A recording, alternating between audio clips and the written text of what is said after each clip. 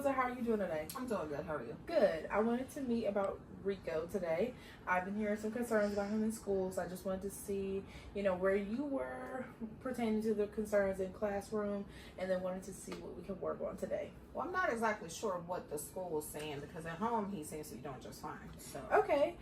So I think what they're saying at the school is he is kind of like particular about his things on the desk. So he puts his like pencils right in the front. His papers have to be a certain way. When anyone that's near his desk usually causes an issue. Now I do know some kids here at the school are picking on him. So due to him acting like this, some children are picking on him. So I have advised the school that that's not okay, and I have talked to those children about that.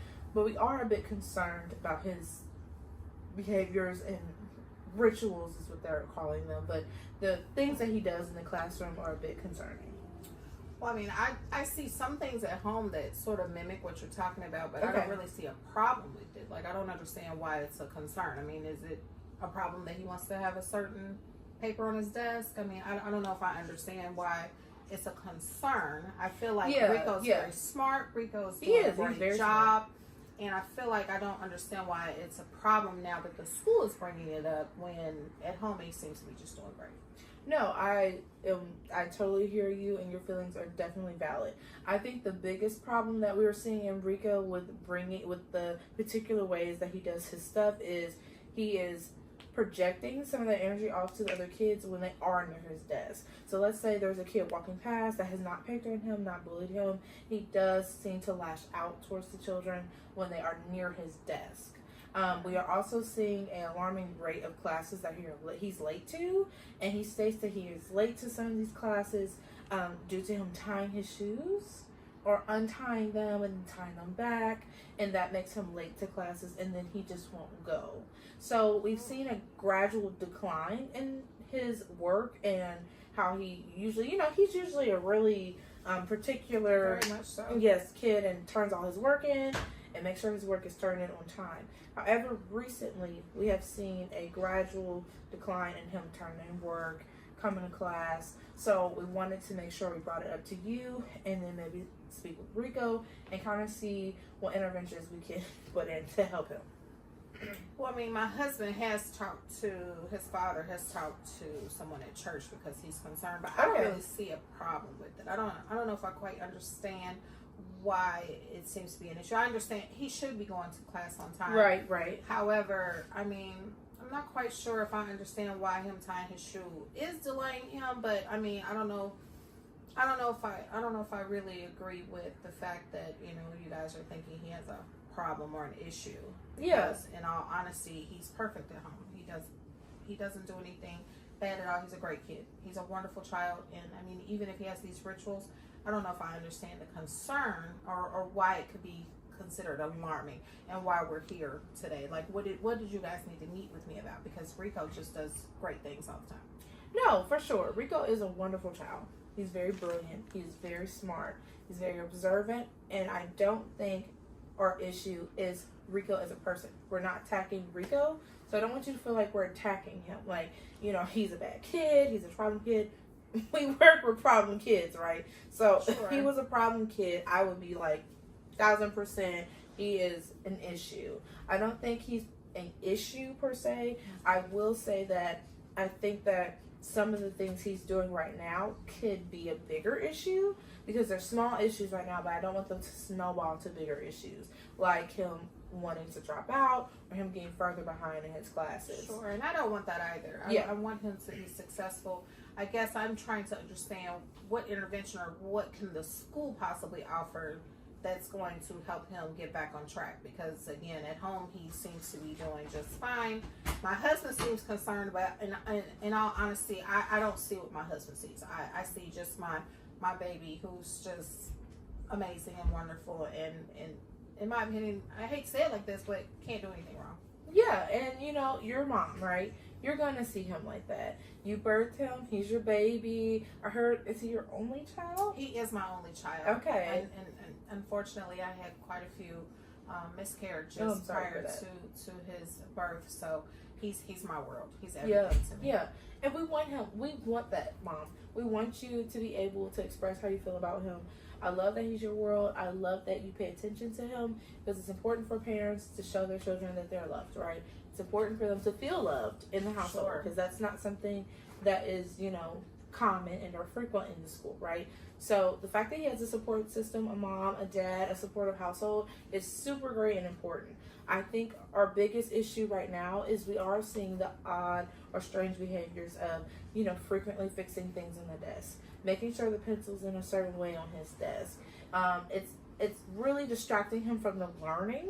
So if he's not doing the schoolwork due to him, untying his shoes, if he's not doing schoolwork because he's trying to fix his papers, or he's arguing with someone because they're near his desk, this can be problematic, because then he won't be able to focus on his schoolwork, won't be able to get his grades up, and then, I noticed that Rico's kind of isolated at school. Mm-hmm. So I don't want this to hinder him making friends, because he is constantly, arguing with people about things being near his desk.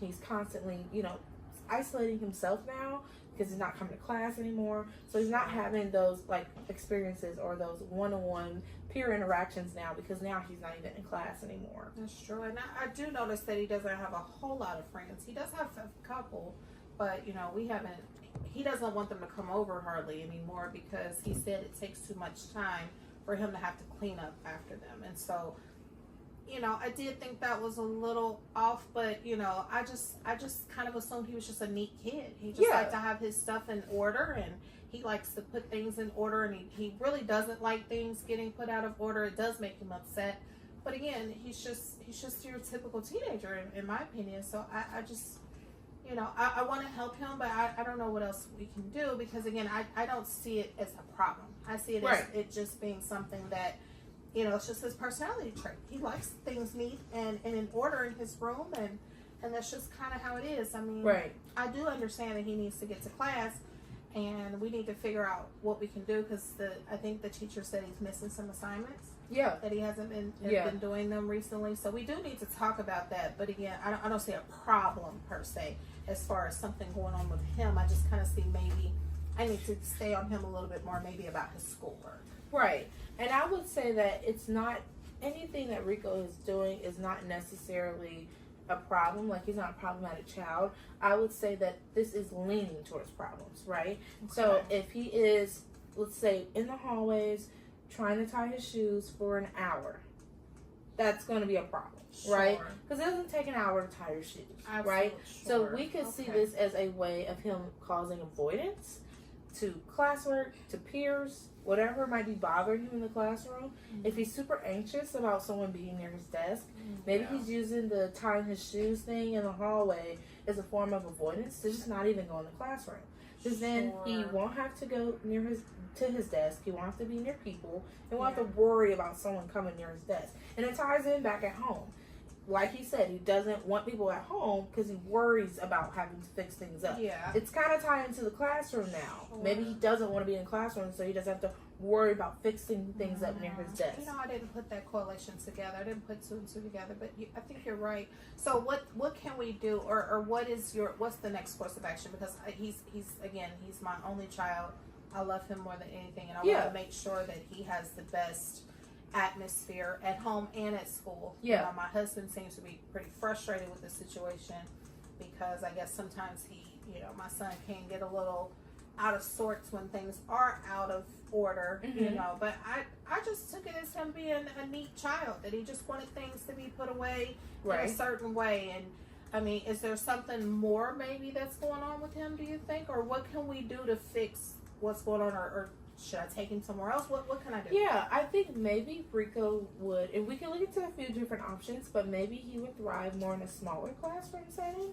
I don't know if the big classroom setting is becoming an issue, because if it's a smaller classroom setting, let's say it's about 4 to 5 kids in the classroom, he wouldn't have as many kids walking past his desk.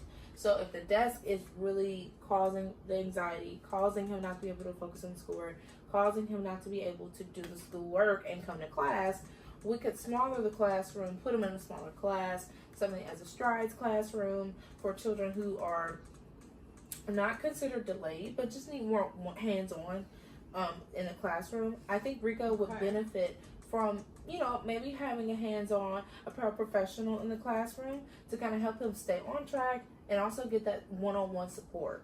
He can also get support when he comes really anxious, right? So we could tie in, you know, the paraprofessional, the teacher, and the therapist to make sure he has like that 3, you know, kind of hands-on situation. We can also tie his intervention specialist in as well to make sure that he has his interventions, he has his people in the classroom who are watching him, always kind of guiding him, and then making sure that he can stay as calm as possible if someone walks past his desk. Well, maybe I should bring Rico in and see if that's something he would like. Rico, come here, baby. Hi, Rico. Hi. How are you? Good. Good.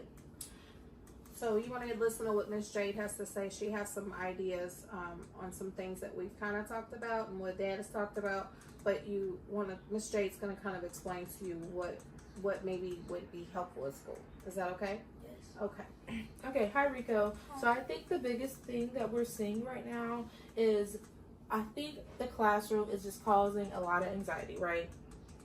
Kind of. Okay, so do you like people near your desk? No? Okay. So how do you think about a smaller classroom setting where less people are walking past your desk? Good. Good? Yeah. Okay. Yes, I think a smaller classroom might be more beneficial. So if we start him off in a smaller classroom, we can kind of see how he is in that smaller classroom setting and see how, you know, the desk thing kind of works out. Also, Rico, I have been alerted that you have kind of been in the hallways, tying your shoes for about an hour. Come on, man. We can't be tying our shoes for an hour. It's hard to tie my shoes. So. It's hard to tie your shoes. Okay, so how about this? You're struggling to tie your shoes. Since he'll be in a smaller classroom, he'll have a paraprofessional in the classroom. Paraprofessional is another teacher partner in the classroom. So how about this? When you get in the smaller classroom and you get a paraprofessional, aka that teacher assistant will tie your shoes. Okay?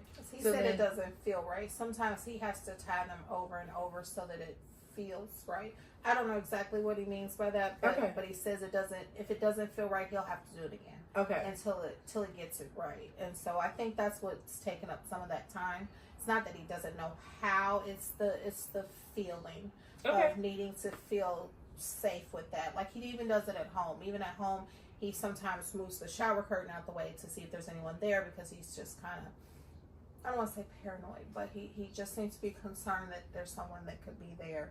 And, you know, again, doesn't allow company come over just because he doesn't like his stuff touched and he doesn't want to have to put it all back away. So I think maybe some of that could help in the classroom. What do you think, Rico? Do you think that would be helpful? Yes, it would. Okay. Yeah, so we'll make sure that the paraprofessional knows about Rico, kind of knows about, you know, things that he does and doesn't like, so he's aware. And then I think the biggest thing, Rico, is if you need your shoes tied, alert your para, okay? Alert the assistant teacher, so that if you do need them tied, we can tie them in the classroom. So then that way, so he's not missing class. Sure. Teachers know where he is, staff know where he is, and he's still able to be in the classroom while he's still trying to tie his shoes. If you tie your shoes for an hour in the classroom, you're still in the classroom, still hearing the assignments, you still know what's going on, you're still in class, and you're not missing class. Because our main concern right now is you are missing classes, you're missing assignments, and then you might be on the verge of, you know, flunking out of school. And we don't want that for you. You're very smart, you're very intelligent. Mom agrees, right? Absolutely. We both know that amazing. you're smart and you're intelligent and that you can do whatever you put your mind to. It's just a little rough patch that we're going to help you get over, okay? Okay. And the reason I tie my shoes constantly is because when I try to tie my shoes the first time, it's not tight. And like when I'm trying to go up to class and I'm trying to hurry up because I'm missing class, it's going to keep on like getting loose and it's going to keep on falling off. Okay, yeah, and we'll help you with that. We'll help you. Teacher will help you. The professional will help you. We'll make sure that you get your shoes situated so then you're ready to come to class. Okay? Okay. Sound good? I think that's a good first step. I think the first step, moving him to a smaller classroom so it's less people. But again, this isn't saying that he has a problem, right? No, this isn't something no. He's not going to be. I think if he would have children with delays because he's not delayed. No, there's nothing wrong with Rico. No, I think the biggest thing is if he continued these behaviors, it will become a problem, right? Okay. I don't want him to continue to be late to class. I don't want him to continue to, you know, kind of avoid the classroom, right? Sure. We can't have that. Because the real thing is, Rico's 15, right? Before you know it, he'll be out of the school, he'll be grown. We can't, I don't want to fail him by making him think those behaviors are okay. Because if he was at work, he'd be fired. right? If he was in college, he could have dropped out of college, and now you guys are missing out on money and scholarships, right? We have to prepare him for the real world. And I think high school is a stepping stone